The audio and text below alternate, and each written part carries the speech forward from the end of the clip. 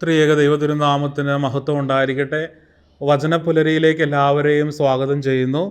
ജെറമ്യാ പ്രവാചകൻ്റെ പുസ്തകം 2-ാമത്തെ അധ്യായം അതിൻ്റെ 17-ാമത്തെ വാക്യം ഇങ്ങനെയാണ് വായിക്കുന്നത്: യാത്രയിൽ നിന്നെ നയിച്ച ദൈവമായ കർത്താവിനെ ഉപേക്ഷിക്കുക വഴി നീ ഇവയെല്ലാം സ്വയം വരുത്തി വച്ചതല്ലേ.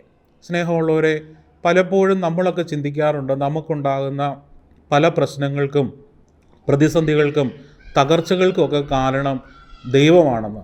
ദൈവത്തെ നമ്മൾ പലപ്പോഴും കുറ്റപ്പെടുത്താറുണ്ട്.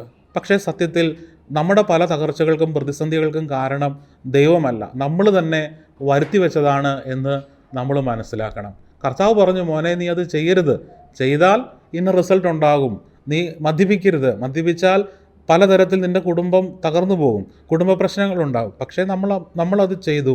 അതിൻ്റെ ആഫ്റ്റർ എഫക്റ്റായിട്ട് നമുക്ക് വരുന്നത് കുടുംബ തകർച്ചകളും പ്രശ്നങ്ങളുമാണ്. സ്നേഹമുള്ളവരെ, അപ്പം നമ്മൾ മനസ്സിലാക്കേണ്ട ഒരു കാര്യം, ദൈവം എപ്പോഴും സ്നേഹമാണ്. ദൈവം നമ്മളെ രക്ഷിക്കുന്ന ദൈവമാണ്, ശിക്ഷിക്കുന്ന ദൈവമല്ല. ദൈവം രക്ഷിക്കാൻ വന്നതാണ്. പക്ഷേ പറഞ്ഞിട്ടുണ്ട്, ആദത്തിനോട് പറഞ്ഞു, നീ ആ പഴം തിന്നരുത്, തിന്നാൽ നീ മരിക്കും. പക്ഷേ അവരത് തിന്നു. അതിൻ്റെ ആഫ്റ്റർ എഫക്റ്റ് ദൈവത്തിൽ നിന്ന് അവർ അകന്നുപോയി. ഇതുപോലെ തന്നെ സ്നേഹമുള്ളവരെ, നമ്മുടെ ജീവിതത്തിൽ കർത്താവ് ഒത്തിരി കാര്യങ്ങൾ നമ്മളോട് ചെയ്യരുത് എന്ന് പറഞ്ഞിട്ടുണ്ട്.